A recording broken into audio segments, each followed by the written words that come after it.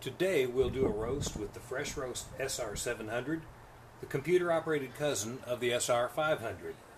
The differences between the two are the SR700 is all digital, has a computer interface, and it has a temperature sensor that can be viewed on your PC screen.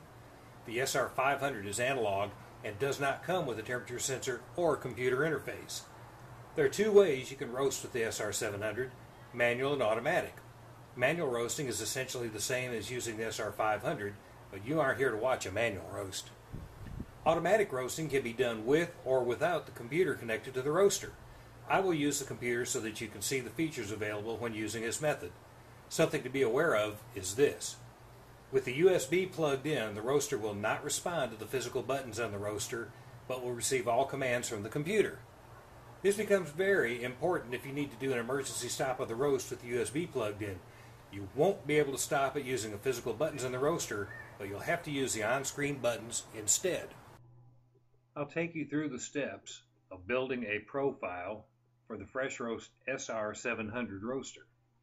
The first thing you need to do is be sure that the roaster is connected to your computer by the USB cord. Now I'm going to open the software, and at this point we are faced with the screen with all of the buttons and so forth that we have to deal with. At the top there's a button called File Create, and this is how we're going to start our profile. I'll click on File Create, and the default directory that profiles are saved in is My Documents. However, I've put a subfolder in there called SR700 Profiles where I store mine. So we're going to create a new profile, and we'll just name it YouTube. Now, as soon as we type the name in and click Save, it creates the profile, and as you can see down here, it loads it into the software. Now, we're showing some steps on here: fan speed of 5, timer 5.9 minutes, and high heat. And I'm going to open the profile that we've just created by clicking on Program. Anytime you create a new profile, these two steps will be added to it by default.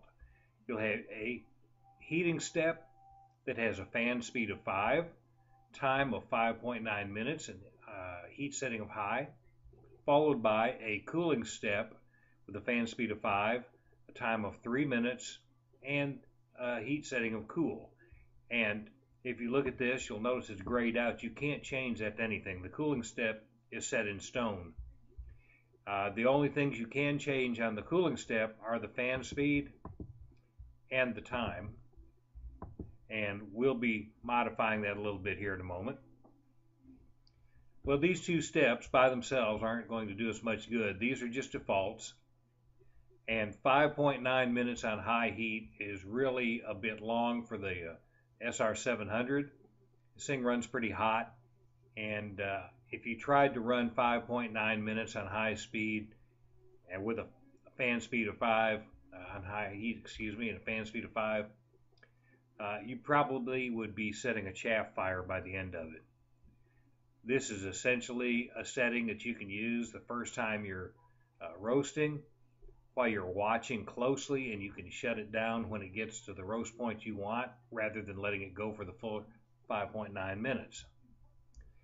Okay, our first step, we're going to change a little bit. I'm going to run the fan speed up to 9, and I'm going to move the time down to 2.5.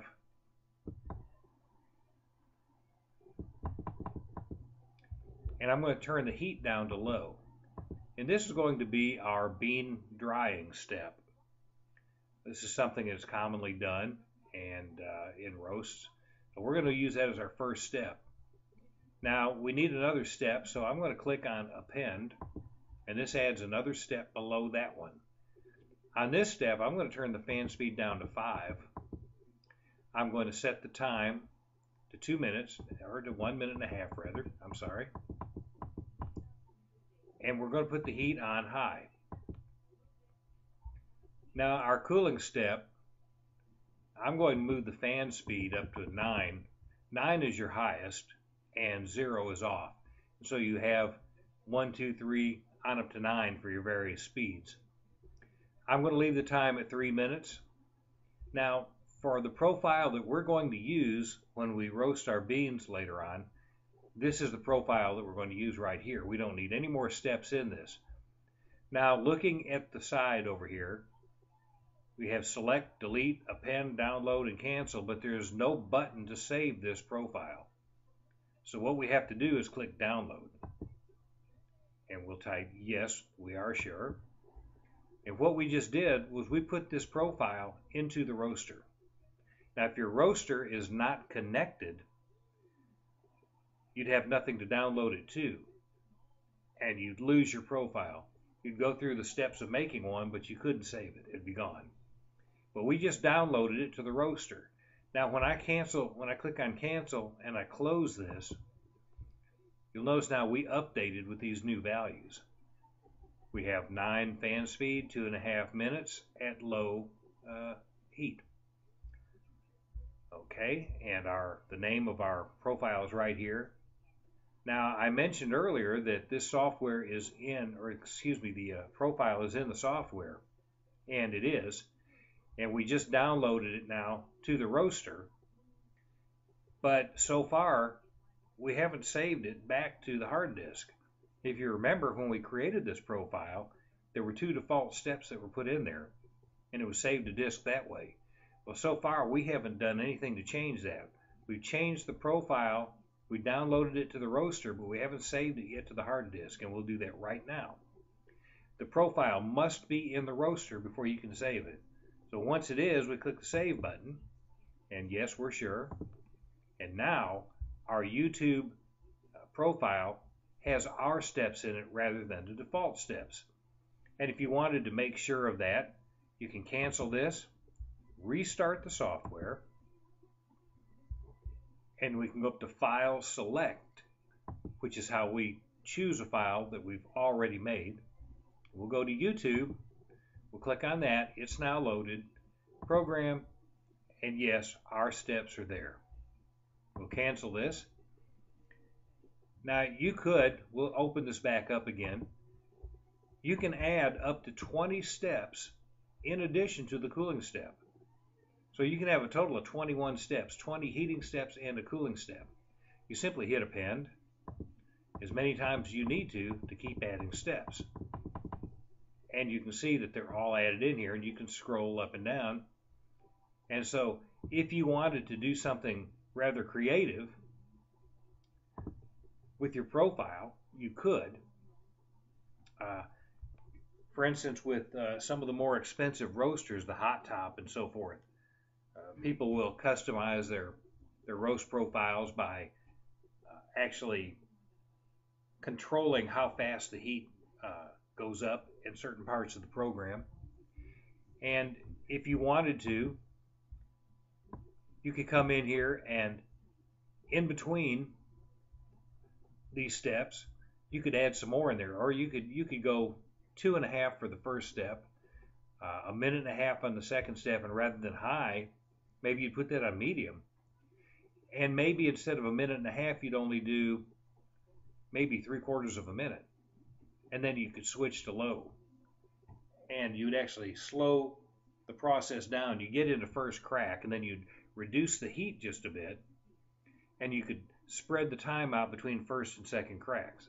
So there are things you can do with the profile once you have gotten to where you understand your roaster. But for right now, we're going to stick with the simple profile that we've got in here. And this is the one that we're going to roast with. Now, another thing that I want to point out, at the top of the screen, there is an area where the temperature from the roaster will be displayed. There is no display like this on the roaster itself. So if you want to see the temperature, you're going to have to use the software. It's not a really big issue because you're not controlling off that. You're just looking at it. But if you want to see the temperature so you can keep track of what's going on, you won't be able to do it without using the software. The other thing right below that is a button that says select, and it says right below that on time. This is a delayed start program, and if I click on select, I'm given some entries here that I can change. The hour, the minute, and the seconds. I can set those to sometime in the future if I want to have the roast start automatically at that time. Right now, we're at about 20 after 12, and this is set for 12:29. And just so you can see how it operates, I'm going to click the run, the run cool button. And down here at the bottom, you'll see that it is saying that there's 10 minutes left to work. So it's looking into the future right now, and it's not going to start the roast until that time hits. And since I'm going to shut it off, it's not going to start there anyway. I think this is kind of a bad idea. I don't like a delayed start on a coffee roaster. I think it can be dangerous. If you're not there to watch the roast, you shouldn't be roasting. Excuse me. So I think this is a feature that they would have done well to leave off. Well, we've developed our roast profile. The next step is to actually do the roast.